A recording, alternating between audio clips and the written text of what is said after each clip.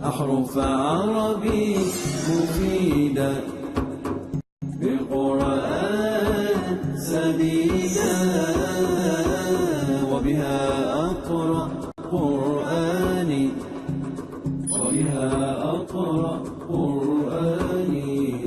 حتى يكمل الإيمان الله الله حتى يكمل الإيمان الله الله حتى يكمل الإيمان.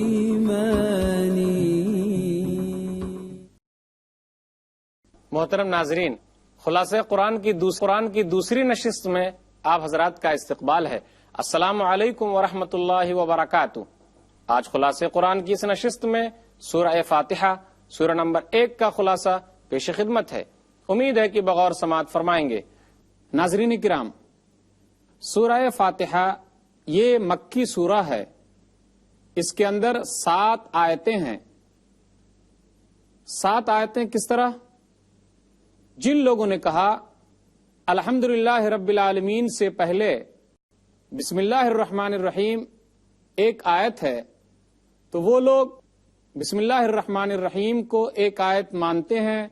اس کے بعد وَلَضَّالِّينَ تک 6 آیتیں ہیں.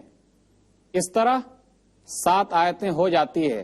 جو لوگ بسم اللہ الرحمن الرحیم کو اس سورہ کی مستقل آیت نہیں مانتے، وہ لوگ یہ کہتے ہیں کہ انعمت علیہم صراط الذین انعمت علیہم، یہاں 6ٹھی آیت ہے.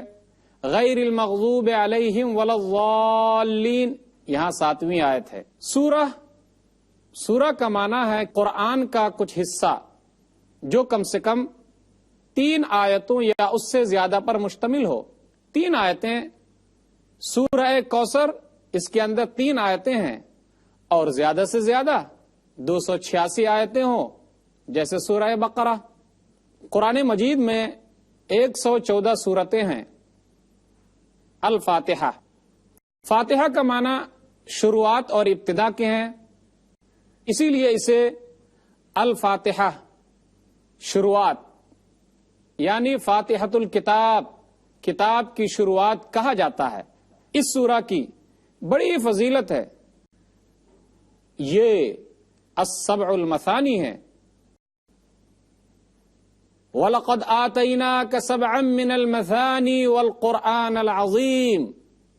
سورہ ہجر سورہ نمبر 15 آیت نمبر 87 میں اللہ نے کہا یقیناً ہم نے آپ کو 7 بار بار دہرائی جانے والی آیتیں دی ہے اور قرآن عظیم دیا ہے. یہ سورہ فاتحہ ام القرآن بھی ہے. ابو ہریرہ رضی اللہ تعالیٰ عنہ ایک حدیث کے راوی ہیں. نبی صلی اللہ علیہ وسلم نے ارشاد فرمایا ام القرآن ہی السبع المثانی والقرآن العظیم. قرآن کی ماں یہ 7 بار بار دہرائی جانے والی آیتیں ہیں اور قرآن عظیم ہیں. بخاری کتاب التفسیر کتاب نمبر 65 حدیث نمبر 4704. اسی طرح یہ سورہ الصلاح یعنی دعا بھی ہے. ابو ہریرہ رضی اللہ تعالیٰ عنہ ایک حدیث کے راوی ہیں. نبی صلی اللہ علیہ وسلم نے ارشاد فرمایا من صلی صلاۃ لم یقرأ فیہا بأم القرآن فہی خداج. جس نے نماز پڑھی اور ام القرآن یعنی سورہ فاتحہ کو نہیں پڑھا تو اس کی نماز ناقص ہے. خداجن. راوی کہتے ہیں ثلاثا غیر تمام، 3 مرتبہ کہا مکمل نہیں ہے، کیونکہ میں نے نبی صلی اللہ علیہ وسلم کو فرماتے ہوئے اللہ رب العالمین ارشاد فرماتا ہے.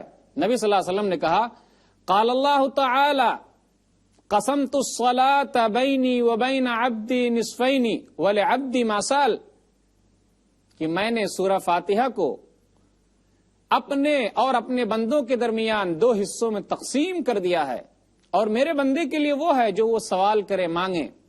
بندہ کہتا ہے الحمدللہ رب العالمین، اللہ رب العالمین جواب دیتا ہے حمدنی عبدی، میرے بندے نے میری تعریف کی. بندہ کہتا ہے الرحمن الرحیم، اللہ جواب دیتا ہے اثنا علی عبدی، میرے بندے نے میری ثنا بیان کی، میری تعریف بیان کی. بندہ کہتا ہے مالک یوم الدین، اللہ رب العالمین جواب دیتا ہے مجدنی عبدی، یا ایک مرتبہ کہا فوض الی عبدی، کہ میرے بندے نے میری تعریف بیان کی، میری پاکی بیان کی، یا اپنا معاملہ میرے سپر کر دیا.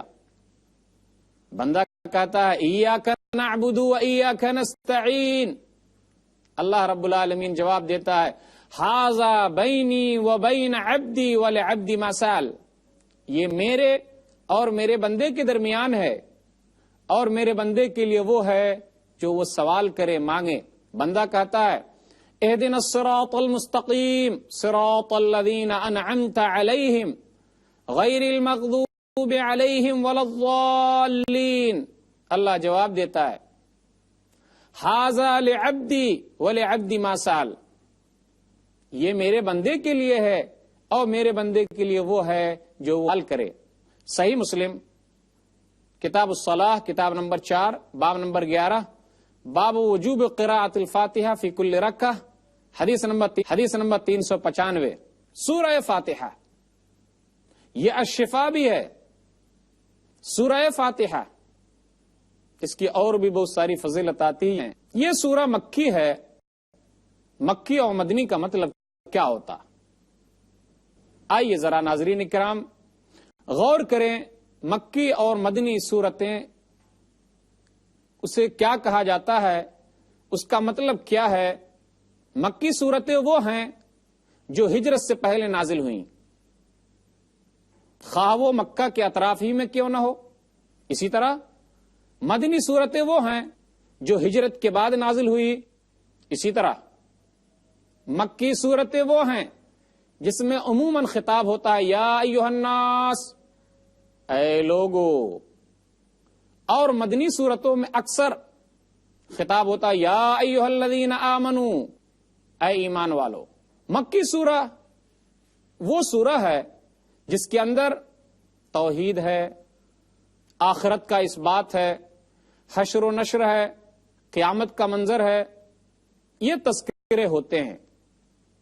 اس کے برخلاف مدنی سورہ وہ سورہ ہے جس کے اندر خاندانی نظام کے بارے میں ذکر ہوتا ہے، کیسے معاشرے میں رہا جائے اس کا تذکرہ ہے، کہیں جہاد کے قوانین کچھ بیان کیے جاتے ہیں. اسی طرح مکی سورہ وہ سورہ ہے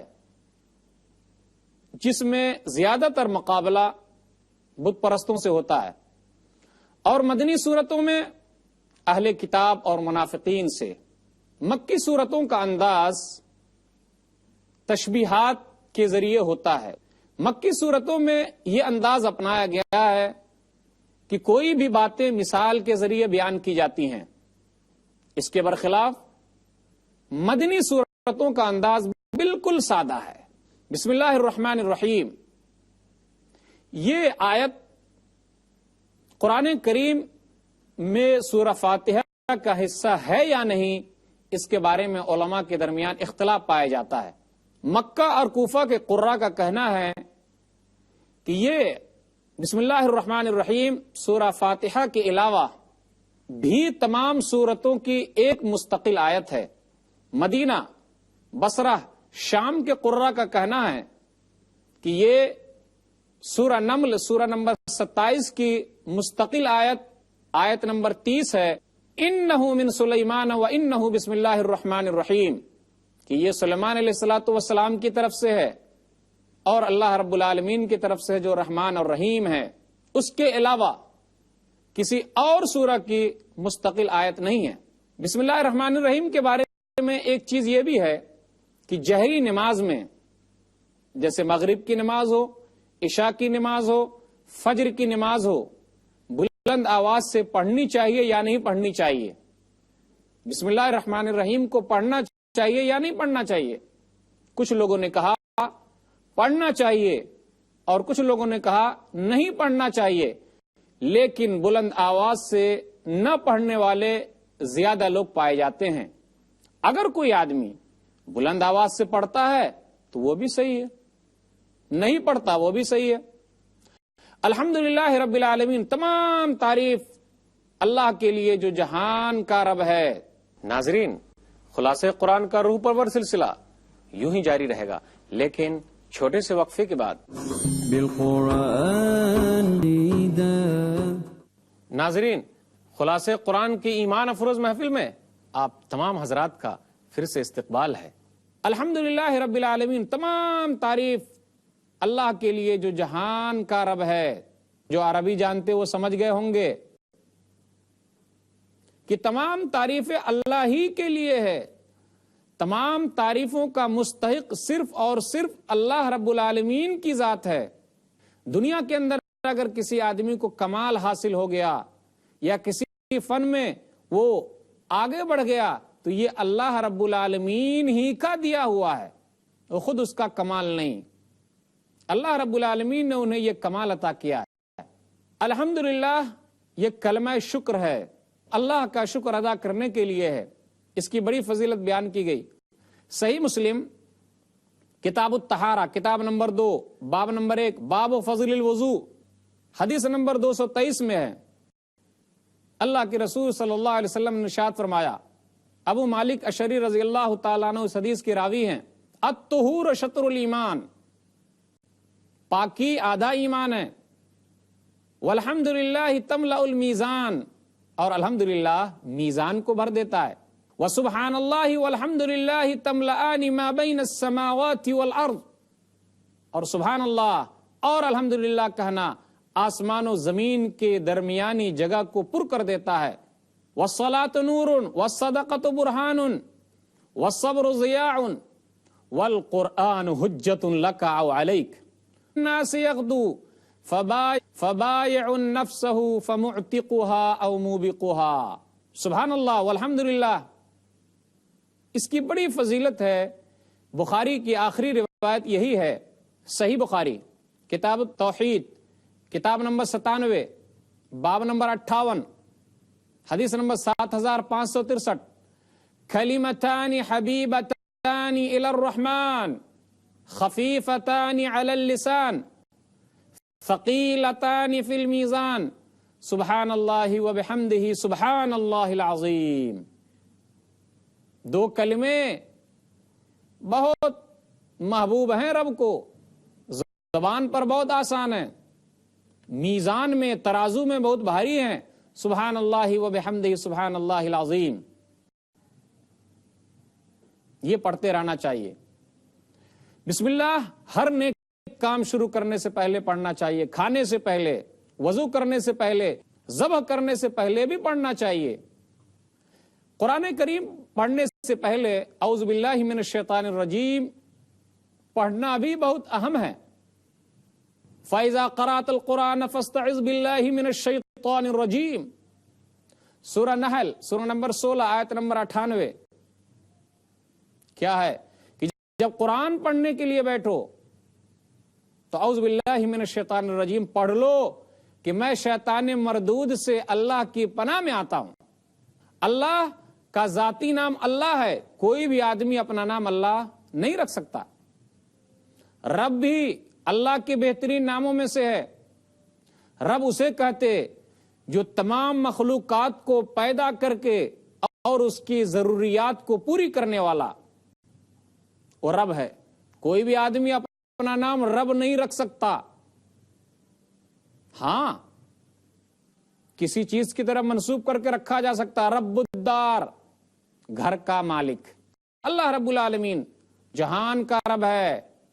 عالم جن، انس، انسانوں کی دنیا، جناتوں کی دنیا، عالم ملائکہ، فرشتوں کی دنیا، عالم وحوش، جانوروں کی دنیا، عالم طیور، پرندوں کی دنیا، تمام کے تمام لوگوں کی ضروریات الگ الگ ہے.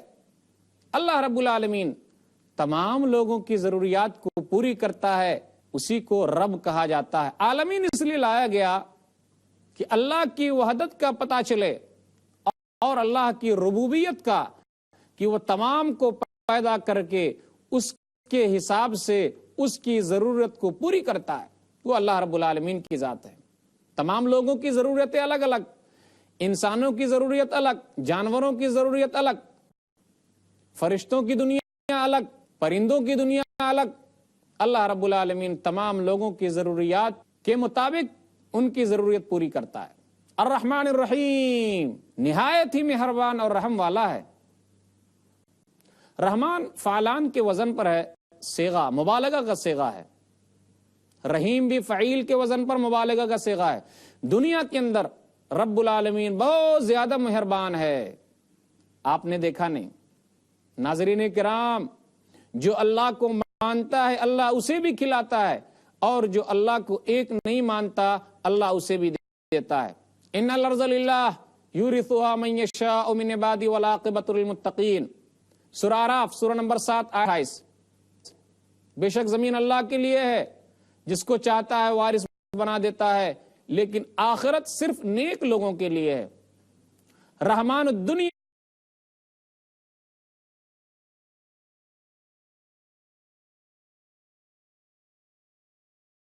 وہ دنیا کے اندر بھی مہربان ہے اور آخرت میں بھی مہربان ہے، لیکن آخرت میں صرف نیک لوگوں ہی پر مہربان ہوگا۔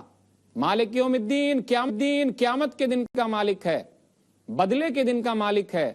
دنیا میں اللہ رب العالمین بدلہ دیتا ہے، لیکن مکمل بدلہ تو وہاں دے گا، قیامت کا دن ہوگا۔ ایک حدیث کے اندر اللہ کے رسول صلی اللہ علیہ وسلم نے ارشاد فرمایا، صحیح بخاری کتاب التفسیر کتاب نمبر 65 حدیث نمبر 4000 ہے، یقبض اللہ الارض ویطوی السماوات بیمینہ ثم یقول انا الملک این ملوک الارض۔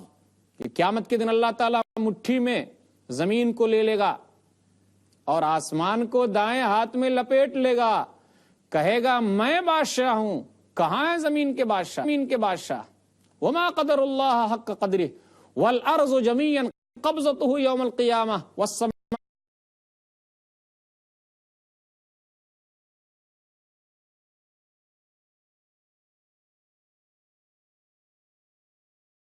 مطویات بیمینہ سبحانہ وتعالی عما یشرکون، سورہ زمر سورہ نمبر 39 آیت نمبر 67۔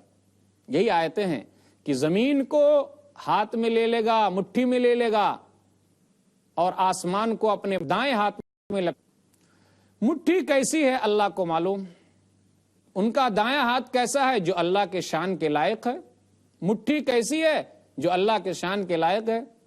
لیس کمثلہ شیء وہو السمیع البصیر، سورہ شورى سورہ نمبر 42 آیت نمبر 11۔ اللہ کی جیسی کوئی بھی چیز نہیں ہے، وہ سننے والا اور دیکھنے والا ہے، وہاں پورا بدلہ دے گا۔ ایاک نعبد و ایاک نستعین، ہم تیری ہی عبادت کرتے ہیں اور تجھ ہی سے مدد مانگتے ہیں۔ اصل عبارت تو یہ تھی، نعبدک و نستعینک، ہم تیری عبادت کرتے اور تجھ سے مدد مانگتے۔ ایاک کا یہ مفعول ہے، پہلے آ گیا معنی میں وزن پیدا کرنے کے لیے، ہم تیری ہی عبادت کرتے ہیں اور تجھ ہی سے مدد مانگتے ہیں۔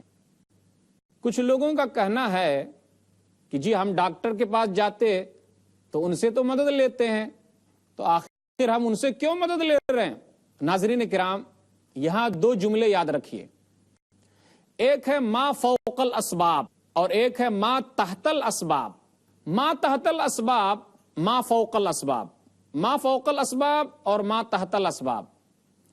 ما تحت الاسباب اسباب وہ ہے کہ جب کوئی پریشانی لاحق ہو تب دوسرے کے پاس جایا جائے۔ ہم بیمار ہوئے تو ہم ڈاکٹر کے پاس گئے، تو یہ اللہ نے نظام بنایا ہے دنیا چلانے کے لیے۔ لیکن ما فوق الاسباب، ہر چیز کا پورا کرنے والا اللہ ہے، وہ مشکل کشا ہے، مشکل کو دور کرنے والا، وہ حاجت روا ہے، حاجت کو پورا کرنے والا۔ یہ چیزیں ڈاکٹر پوری نہیں کر سکتا، تمام مشکلوں کو ڈاکٹر دور نہیں کر سکتا، وہ صرف بیماری کا علاج کرے گا، دوسری اور چیزوں کو وہ دور کیسے کرے گا؟ نہیں کر سکتا۔ تو ما فوق الاسباب ذات صرف اللہ رب العالمین کی ہے۔ اہدنا الصراط المستقیم، سیدھا راستہ دکھا ہمیں، ان کا راستہ، صراط الذین انعمت علیہم، جس پر تیرا انعام نازل ہوا۔ ومن یطع اللہ والرسول فاولئک مع الذین انعم اللہ علیہم من النبیین والصدیقین والشہداء والصالحین وحسن اولئک رفیقا. سورہ نساء سورہ نمبر 4 آیت نمبر 69.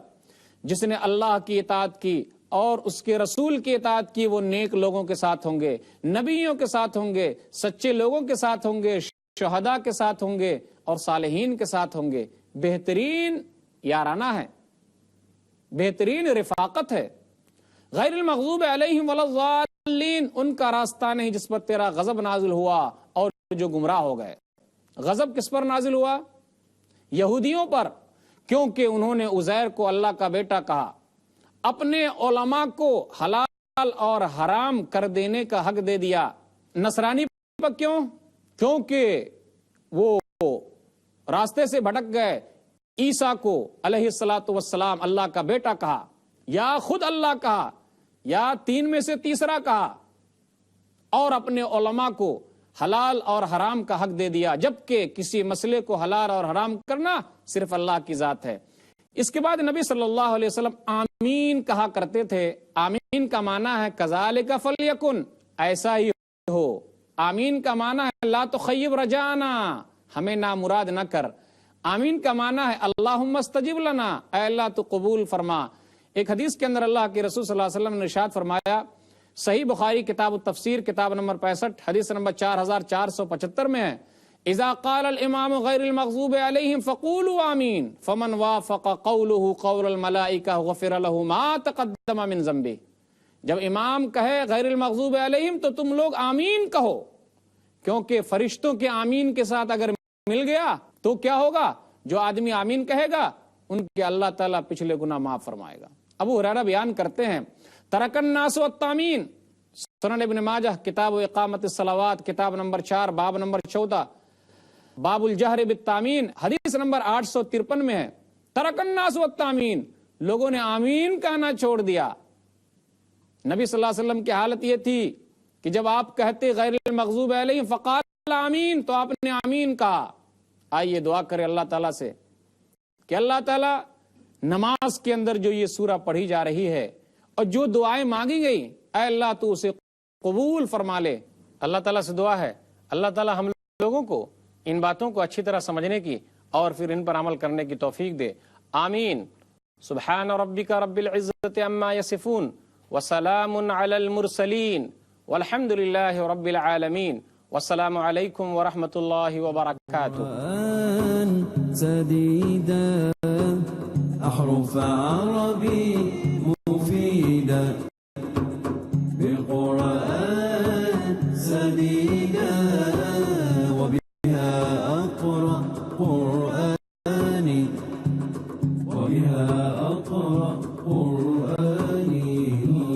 حتى يكمل